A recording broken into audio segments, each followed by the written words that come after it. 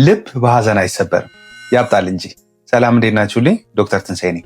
ዛሬ በሐዘን ምክንያት ሊከሰት ስለሚችል የልብ ችግር ታካሱቦ ካርዲዮማዮፓቲ ወይም ደግሞ ስለ ብሮከን ሃርት ሲንድሮም አንዳንድ ነገር ልበላችሁ። እስኪ እናንተም ይህን ቪዲዮ ልብ የተሰበረ ለሚለው ጓደኛችሁ ሼር አድርጉለት። ታካሱቦ ካርዲዮማዮፓቲ ሐዘንን ተከትሎ ጭንቀትን ተከትሎ ከሰው መለየትን ተከትሎ የሚመጣ የግራና የታችኛው የልብ ህመም ችግር ነው። ታዲያ ለዚህ የልብ ችግር እንደ ምክንያት የተቀመጠው ነገር ቀደም በነገርኳችሁ ምክንያቶች የሚለቀቁ የተለያዩ ሆርሞኖች የልብ ጡንቻዎች ላይ የልብ ትንንሽና ትልልቅ ደም ስሮች ላይ የተለያዩ ጫናዎችን በማሳደር የልብ የታችኛውና የግራ ክፍል ላይ ልብ በደንብ ደም እንዳይረጭ እና እንዲደከም በማድረግ እንዲነፋ ያደርጉታል። ታዲያ አንድ ሰው ይህ አይነት የልብ ችግር ቢያጋጥመው ከሚያሳየው ምልክቶች ውስጥ አንደኛው የደረት ህመም ነው።